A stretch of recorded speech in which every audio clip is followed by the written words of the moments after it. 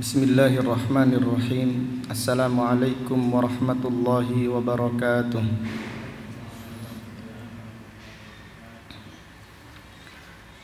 Innal hamdalillah nahmaduhu wa nasta'inuhu wa nastaghfiruh wa na'udzu billahi min syururi anfusina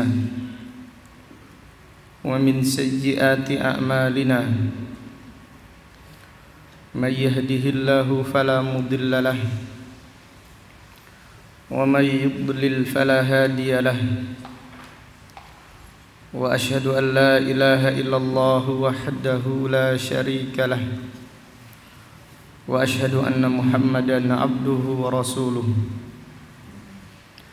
أما بعد فإن أصدق الحديث كتاب الله وخير الهدي هدي محمد صلى الله عليه وسلم وشر الأمور محدثاتها وكل محدثة بدعة وكل بدعة ضلالة وكل ضلالة في النار. Alhamdulillah, pada siang yang berbahagia ini, yaitu hari Selasa tanggal 7 bulan Jumada al-Ula tahun 1442 Hijriah, dengan izin Allah Subhanahu wa taala kita melanjutkan kembali kajian tafsir Al-Qur'an yang kita kaji dari kitab Taisirul Karimir Rahman fi Tafsiri Kalamil Mannan yang ditulis oleh Fadilatul Syekh Al-Allamah Al-Imam Abdurrahman Ibnu Nasir Ibni Abdullah As-Sa'di, imam besar kaum muslimin yang dilahirkan pada tahun 1307 Hijriah dan meninggal dunia pada tahun 1376 Hijriah, rahimahullahu ta'ala rahmatan wasi'ah. Pada kesempatan yang berbahagia ini kita akan mengkaji tafsir surat Al-Baqarah ayat 188. Surat Al-Baqarah ayat 188. Kita berdoa semoga Allah Subhanahu wa taala selalu memperbaiki niat kita di dalam menuntut ilmu. Semoga Allah Subhanahu wa taala selalu memperbarui semangat kita dan selalu menambah kesungguhan kita di dalam menuntut ilmu. Semoga Allah menganugerahkan kita ilmu yang bermanfaat dan al-amal as-salih. Amin. A'udzu billahi as-sami'il 'alim minasy syaithanir rajim min hamzihi wa nafthihi wa nafthihi. ولا تأكلوا أموالكم بينكم بالباطل وتدلوا بها إلى الحكام لتأكلوا فريقا من أموال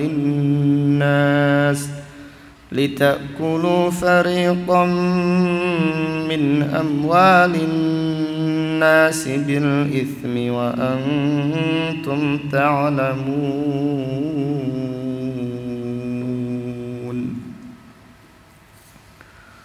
Allah Subhanahu wa taala berfirman, wala ta'kulu amwalakum bainakum bil batil. Janganlah kalian makan harta orang di antara kalian dengan cara yang batil. artinya janganlah berbuat zalim, janganlah mengambil hak orang lain. Wa tudullu biha ilal hukam, kemudian kalian melapor kepada penguasa. Litakulu fariqan min amwalin nas, kalian membawa perkara, kalian mengadu, melapor kepada penguasa supaya memakan sebagian harta manusia bil ithm, dengan cara yang dosa, dengan cara yang zalim. Wa antum ta'lamun, sedangkan kalian mengetahuinya. Marilah pada kesempatan yang berbahagia ini kita menyimak keterangan Fadilatul Syekh As-Sa'di yang mungkin kita tidak menjumpai keterangan seperti ini di dalam bab ini, di dalam kitab-kitab yang lain. Qala rahimahullah, ay wala ta'khudu amwalakum, ay amwala ghairukum, amwala ghairikum, janganlah kalian mengambil harta kalian. Artinya janganlah kalian mengambil harta orang lain. Jadi wala ta'kulu amwalakum, janganlah kalian makan harta kalian. Artinya janganlah kalian makan harta orang lain. Adafahu ilaihim li'annahu yanbaghi lil muslim an yuhibba li akhihi ma yuhibbu li nafsihi. Allah Subhanahu wa taala menisbatkan harta milik orang lain seperti harta kita. Allah Subhanahu wa taala menisbatkan harta orang lain pada ayat ini dinisbatkan kepada harta kita. Wala ta'kulu amwalakum, janganlah kalian makan harta kalian. Artinya apa tadi? Harta siapa? Harta orang lain. Kenapa dinisbatkan kepada kita, kepada orang yang beriman?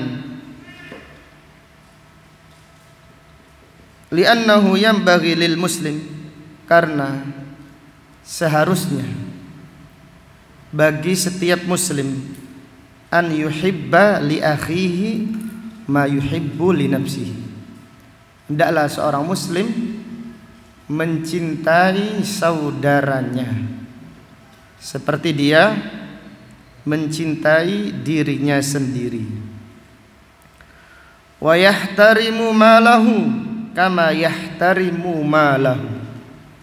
Hendaklah seorang muslim menghormati harta milik orang lain seperti dia menghormati hartanya sendiri. Wali anna aklahu lima li ghairihi yujarri'u ghairahu ala akli malihi indal qudrah. Karena makan harta orang lain, dikarenakan makan harta orang lain menjadikan orang lain berani makan harta kita di saat mereka mampu. Dan apabila kita makan harta orang lain di saat orang lain tersebut mampu, mereka akan merampas harta kita. Maka demikianlah istimbat Fadilatul Syekh As-Sa'di, istimbat yang agung, yaitu Allah Subhanahu wa taala melarang kita makan harta orang lain. tapi Allah berfirman wala ta'kulu amwalakum, jangan makan harta kalian. Kenapa? Karena orang muslim itu hendaklah mencintai saudaranya seperti apa? Mencintai dirinya. Kemudian Fadilatul Syekh rahimahullah berkata, walamma kana akluha nau'aini, nau'an bihaqqin wa nau'an bibatilin. Ketika makan harta orang lain terbagi menjadi dua macam. Makan harta orang lain terbagi menjadi dua. Ada yang dengan cara yang hak, artinya dibolehkan, dan ada pula dengan cara yang batil.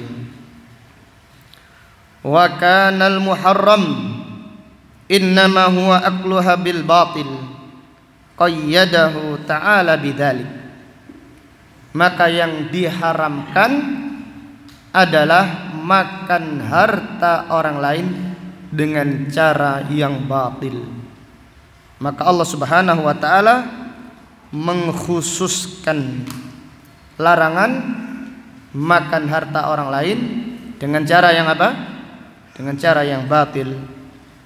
Maka Allah taala berfirman, wala ta'kulu amwalakum bainakum bil batil. Janganlah kalian makan harta orang lain dengan cara yang batil.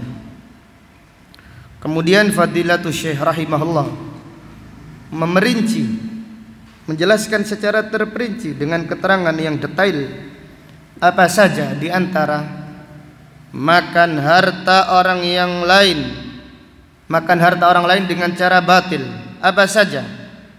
Qala rahimahullah rahmatan wasi'ah, wa yadkhulu bidzalika akluha ala wajhil ghasab was-sariqah wal khiyanah.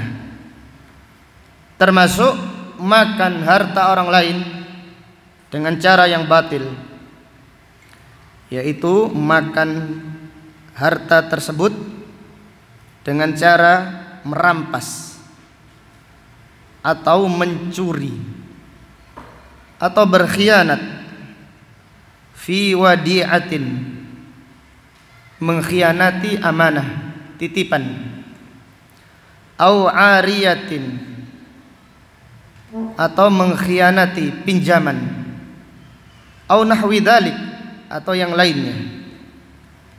Ini termasuk makan harta orang lain dengan cara yang batil. Wa yadkhulu fihi aidan akhduha ala wajhil muawadah bimuawadatin muharramah. Dan termasuk makan harta orang lain dengan cara yang batil, yaitu melakukan transaksi dengan transaksi yang diharamkan oleh Allah Subhanahu wa taala. Jadi apabila transaksi yang dilakukan adalah transaksi yang haram, maka dari hasil transaksi tersebut berarti seseorang makan harta orang lain dengan cara yang batil. Ka'uqudir riba, seperti transaksi riba. Wal qimar, wal qimari kulliha, dan perjudian seluruhnya. Fa innaha min aklil mal bil batil, itu termasuk makan harta orang lain dengan cara yang batil. Li'annahu laisa fi muqabalati iwadin mubah, karena transaksi tersebut dilakukan dengan cara yang tidak dibolehkan. Li'annahu laisa fi muqabalati iwadin mubah, karena transaksi tersebut dilakukan dengan cara tidak ditukar dengan cara yang dibolehkan. Maka transaksi riba atau transaksi perjudian adalah makan harta orang lain dengan cara yang batil. Wa yadkhulu fi dzalika istimalul ujara wa aklu ujratihim, termasuk makan harta orang lain dengan cara batil, yaitu memperkerjakan pekerja, menyewa pekerja namun upah mereka dimakan. Wa kadzalika akhduhum ujratan ala amalin lam yaqumu biwajibih, demikian pula termasuk makan harta orang lain dengan cara yang batil, yaitu para pekerja yang mengambil bayaran, mengambil upah, mengambil gaji dengan pekerjaan yang mereka tidak melaksanakannya dengan maksimal. Jadi mereka tidak amanah, tidak memegang amanah di dalam pekerjaannya. Orang yang tidak amanah kerjanya santai-santai. Kalau bahasa orang Jawa namanya apa? Kerja yang malas-malasan itu nyolong apa? Hah? Nyolong balung. Nah, seperti itu berarti makan harta orang lain dengan cara yang batil. Kemudian wa yadkhulu fi dzalika akhdhuha bisababi ghishin fil bai' wasyira' wal ijarah wa nahwiha, termasuk makan harta orang lain dengan cara yang batil, yaitu mengambil harta tersebut dengan cara menipu di dalam jual beli atau ketika menyewa dan yang lainnya. Jadi mengambil harta orang lain dengan cara menipu juga termasuk makan harta orang lain dengan cara yang batil. Wa yadkhulu fi dzalika akhdul ujrati 'alal ibadat wal qurbat allati la tasihhu hatta yuqsada biha wajhullah. Demikian pula mengambil harta, makan harta orang lain dengan cara yang batil, yaitu mengambil gaji dari ibadah, wal qurbat atau ketaatan, allati la tasihhu, di mana ketaatan tersebut tidak sah, sehingga maksud dari ibadah dan ketaatan tersebut hanya mengharapkan wajah Allah Subhanahu wa taala. Seperti muadzin yang mengatakan, saya tidak mau adzan kecuali harus dibayar sekian. Ini memakan harta dengan cara apa? Batil.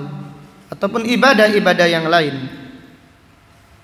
Adapun jika muadzin tidak memberi persyaratan, namun di sebagian masjid sudah ditentukan sebagai muadzin mendapatkan demikian, tapi dia tidak mempersyaratkan, ini dari pemerintah, ini dari Kementerian Agama, maka tidak mengapa bagi muadzin mengambil upah tersebut. Adapun muadzin ataupun yang lainnya memberi persyaratan, saya menjadi imam, untuk salat subuh harus dibayar sekian, karena sebagian imam suaranya ada yang merdu, maka ketika menjadi imam harus dibayar salat subuh, contohnya 50 juta. Kalau enggak ya sudah, saya tidak mau mengimami. Nah, ini termasuk memakan harta orang lain dengan cara yang batil, wal iyadu billah. Wa yadkhulu fi dzalika al akhdhu minaz zakawat was shadaqat wal auqaf wal wasaya, dan termasuk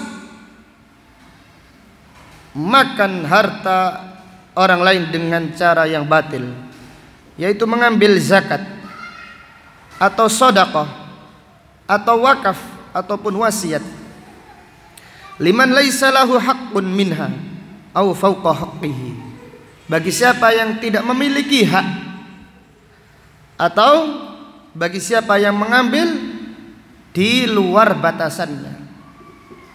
banyak dari yayasan atau kotak amal tidak faham masalah ini. Zakat mal ditimbun, zakat mal membengkak sampai puluhan juta sampai miliaran. Padahal zakat mal itu haknya orang lain, tidak boleh dikelola, tidak boleh disimpan, tidak boleh dikelola, tidak boleh disimpan. Zakat mal jadi harus dibagikan. Allah Ta'ala berfirman, innamas shadaqatu lil fuqara. Sesungguhnya zakat itu milik. Lam di sini lamu tamlik. Maka Syekhuna Syekh Khalid bin Salim rahimahullah mengingatkan dengan keras kepada jam'iyah yang ada di Bahrain. Ternyata mereka menimbun harta zakat mal, padahal ini zakat mal. Masing-masing sedekah itu ada tempatnya. Zakat amanannya zakat. Bangun masjid. Bangun sekolahan. Maka tidak boleh kita menyalahkan gunakan itu semua. Nanti dipertanggungjawabkan di hadapan Allah Subhanahu wa taala. Maka kita berdoa semoga Allah Subhanahu wa taala memperbaiki hati kita. Semoga Allah Subhanahu wa taala menganugerahkan kita keikhlasan, kejujuran di dalam mengelola yayasan ataupun mengelola masjid. Maka di sini Fadilatul Syekh rahimahullah menjelaskan mengambil itu semua zakat, sedekah ataupun wasiat ataupun wakaf yang bukan haknya, termasuk makan harta orang lain dengan cara yang batil. Fakullu hada wa nahwihi min aklil mal bil batil. Semua yang telah dijelaskan atau yang lainnya termasuk makan harta orang lain dengan cara yang batil. Fala yahillu dzalika biwajhin minal wujuh. Tidak dihalalkan dari sisi manapun. Hatta walau hasala fihi niza'u wal irtifa'u ila hakimi syara'. Walaupun sampai terjadi perselisihan dan perkara ini diangkat kepada penguasa atau kepada pengadilan.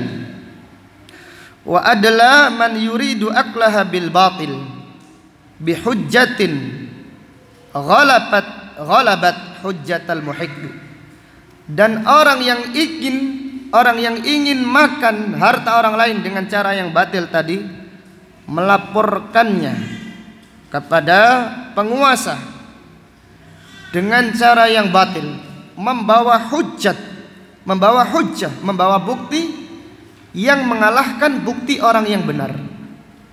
Jadi orang yang ingin makan harta orang lain dengan cara batil kadang-kadang bawa hujjah, dan hujjahnya ini kuat yang mengalahkan hujjah orang yang benar, orang yang jujur.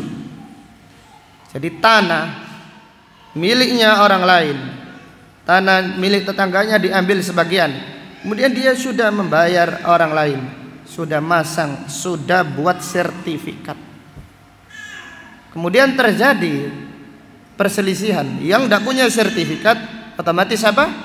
Kalah. Padahal yang tidak punya sertifikat tadi hartanya, tanahnya diambil. Ini maksudnya, salah satu contohnya.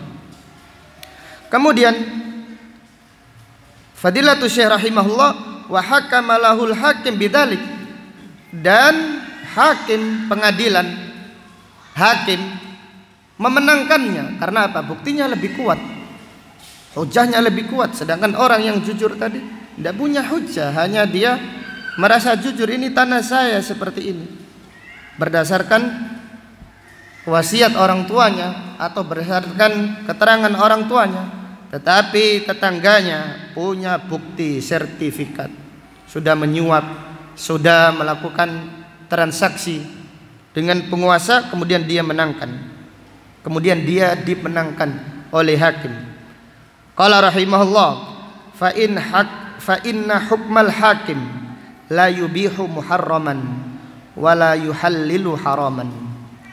Sesungguhnya keputusan pengadilan, keputusan pengadilan. Keputusan hakim tidak membolehkan yang haram, tidak menghalalkan yang haram. Keputusan hakim tidak menghalalkan yang haram. Innama yahkumu ala nahwi mimma yasma'. Karena hakim itu memutuskan sesuai dengan bukti. Yani al-hukmu bidh-dhahir, menghukumi sesuatu yang nampak, mana yang lebih benar maka dihukumi. Wa illa fa haqa'iqul umur baqiyah. Padahal perkara ini masih tersisa, ada yang tidak diketahui hakim. Falaisa fi hukmil hakim lil mubtil fa in rahatun wala syubhatun wala istirahah. Dan tidaklah keputusan hakim bagi orang yang batil tadi, orang yang memperkarakan tadi dengan cara yang batil, tidak ada ketenangan baginya, bahkan syubhat pun tidak ada, wala istirahah, tidak ada ketenangan bagi mereka. Faman adla ilal hakim bihujjatin batilah, maka siapa yang melapor kepada hakim dengan hujjah yang batil, wa hakama lahu bidzalik, dan hakim memenangkannya, fa innahu la yahillu lahu, maka barang tersebut atau harta tersebut tidak dihalalkan baginya. Wa yakunu akilan limali ghairihi bil batil wal itsm, kalau dia mengambilnya berarti dia makan harta orang lain dengan cara batil, dengan cara yang dosa. Wa huwa alimun bidzalik, apabila dia mengetahui itu, fayakunu ablagha fi uqubatihi wa ashadda fi nakalihi, karena dia mengetahui maka hukumannya lebih berat dan siksaannya lebih dahsyat. Wa ala hada, maka dari itu, fal wakil idza alima anna mukilahu mubtilun fi da'wahu lam yahilla lahu an yukhasima anil khain, kama qala ta'ala wala takun lil khainina khasima.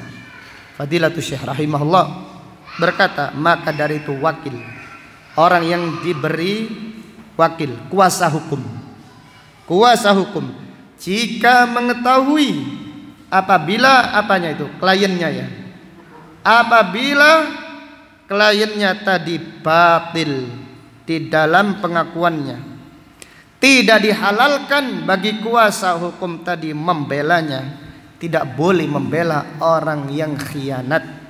Kama qala ta'ala, sebagaimana Allah Ta'ala berfirman, wala takun lil khainina khasima, janganlah kalian membela orang-orang yang berkhianat.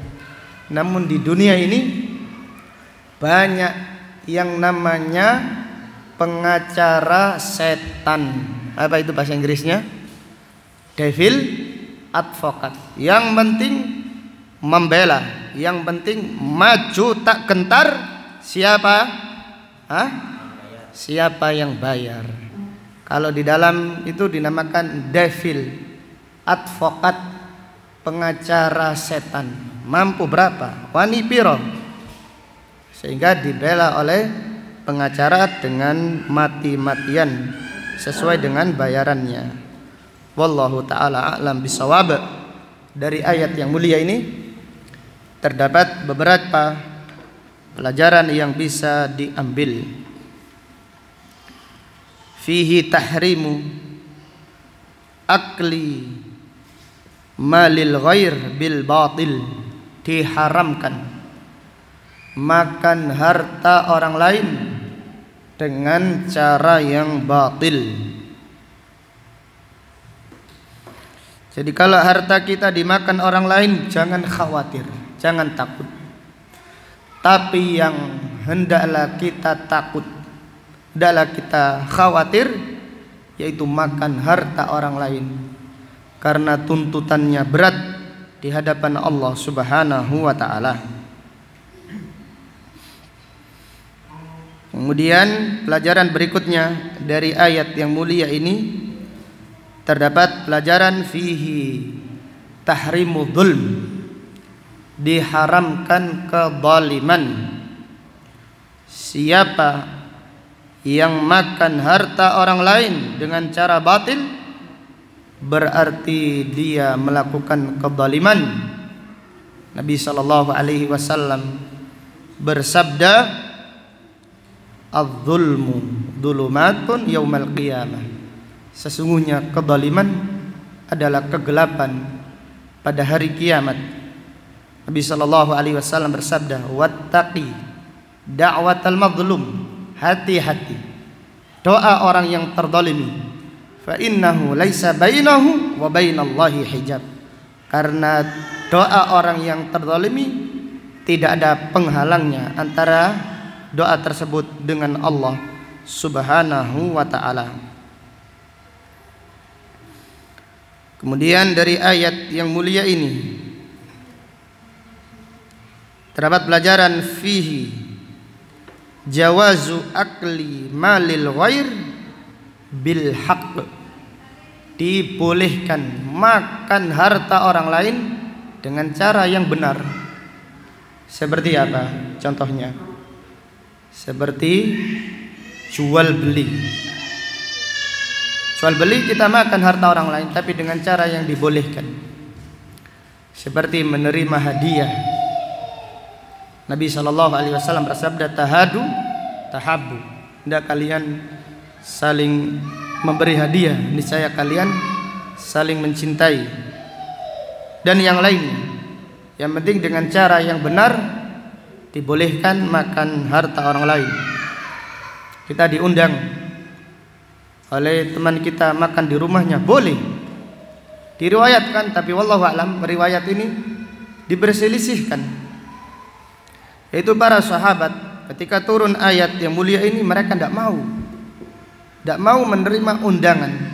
Namun sekali lagi riwayat ini diperselisihkan. Setelah turun ayat ini, para sahabat hati-hati, tidak mau mereka menghadiri undangan. Sampai ada keterangan dibolehkan dengan cara yang benar. Yang dilarang adalah dengan cara yang batil.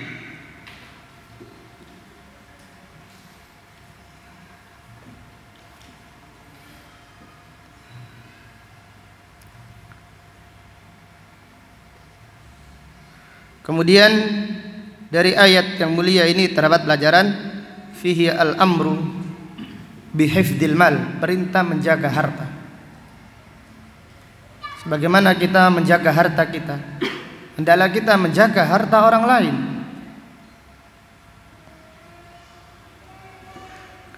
Dari ayat ini terdapat pelajaran fihi tahrimur rishwah, diharamkan suap. Diharamkan suap. La'ana Rasulullah sallallahu alaihi wasallam, la'anallahu ar-rashi wal murtasi. Allah melaknat orang yang menyuap dan siapa yang disuap. Maka biasanya orang yang lapor untuk merampas harta orang lain biasanya bawa apa? Bawa suap. Dan mungkin dia lapor begitu saja. Pengacaranya disuap, jaksanya disuap, hakimnya disuap, penjaga gedung pun disuap. Kalau perlu semuanya disuap. Supaya apa? Melancarkan tujuannya. Maka orang-orang tersebut semuanya dilaknat oleh Allah Subhanahu wa ta'ala, wal iyadu billah. Dari ayat ini terdapat pelajaran fihi annal hakim yahkumu bima dhahara lahu, bahwasanya hakim memutuskan perkara sesuai dengan bukti yang lebih kuat. Adapun urusan hati, hakim tidak tahu. Bahwasanya hakim memutuskan perkara sesuai dengan bukti-buktinya.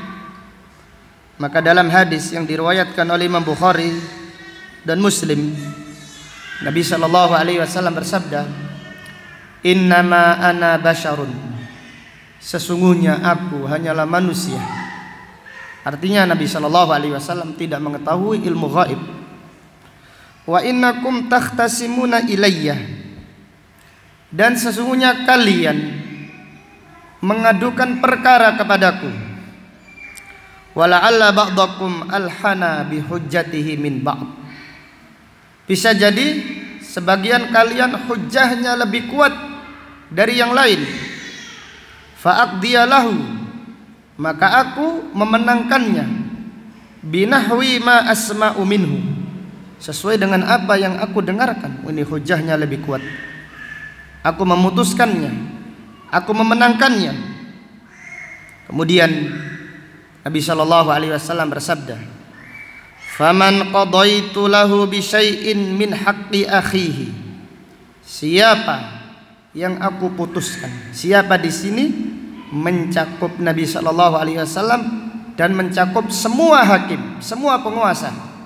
Siapa yang aku putuskan, yang aku menangkan perkaranya, lalu dia makan hak saudaranya.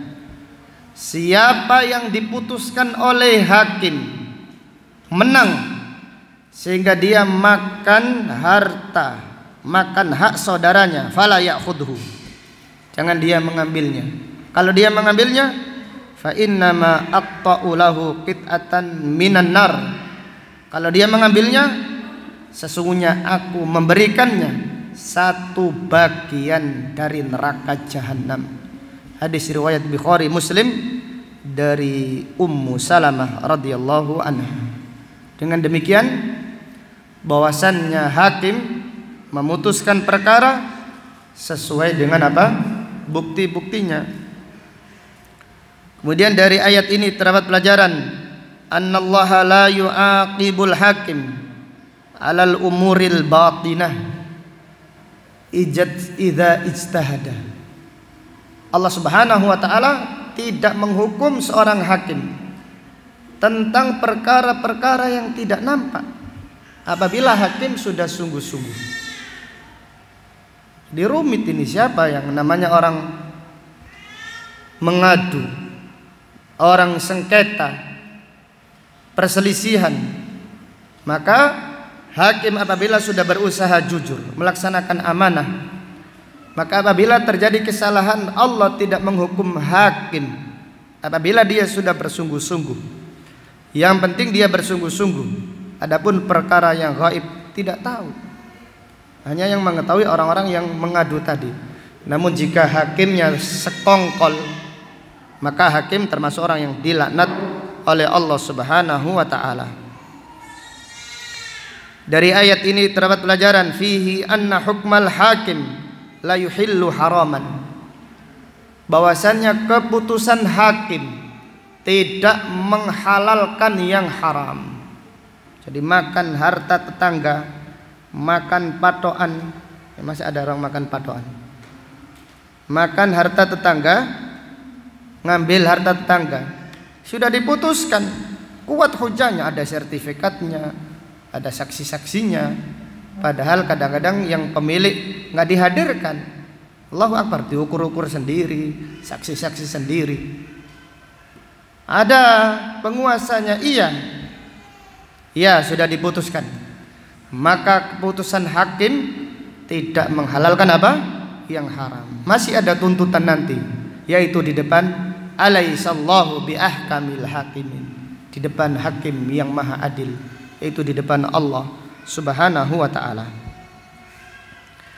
Dari ayat ini terdapat pelajaran, fihi annahi an ta'atil hakim fil maksiyah, larangan mentaati hakim di dalam urusan maksiat.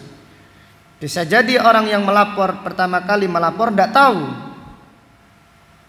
perkara ini sudah dilaporkan, sudah diputuskan. Keputusan penguasa sudah memenangkan orang yang melapor. Ternyata orang yang melapor tadi diberitahu, ini harta milik saudaramu, tanah ini kelebihan milik saudaramu, takutlah kepada Allah. Padahal sudah diputuskan oleh penguasa. Maka bagi orang yang melapor tadi yang menangkan, tidak mengapa memberikan haknya. Tidak harus taat pada hakim. Karena apa? La ta'ata li makhluqin fi maksiatillah.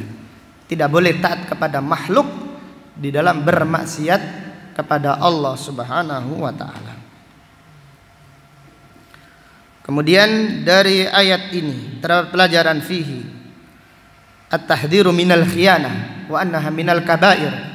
Peringatan keras dari berbuat khianat, dan khianat termasuk dosa besar. Semoga Allah Subhanahu wa taala melindungi kita, melindungi anak keturunan kita dari perbuatan khianat.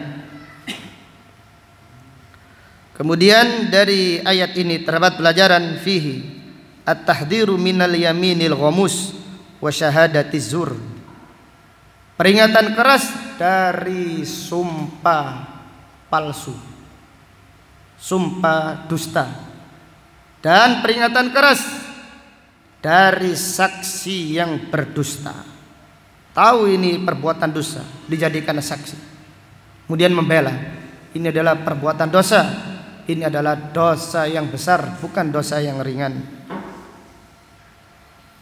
Kemudian dari ayat yang mulia ini terdapat pelajaran fihi tahrimu al-mukhasamah lidzalim.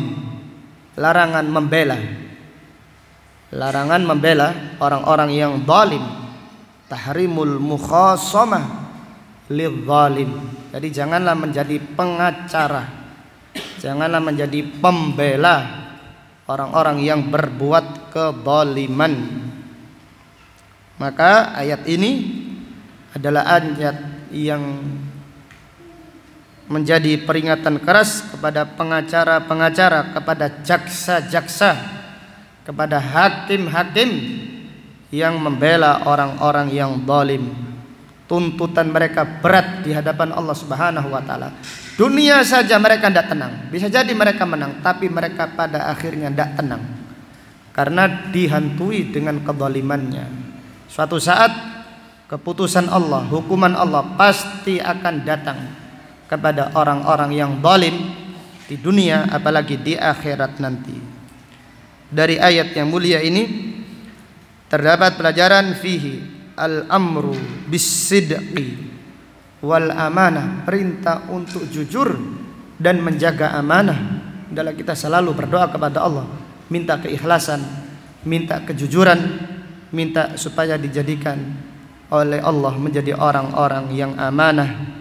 Amin ya rabbal alamin. Subhanaka Allahumma wa bihamdika asyhadu an la ilaha illa anta astaghfiruka wa atubu ilaik. Walhamdulillahi rabbil alamin. Assalamualaikum warahmatullahi wabarakatuh.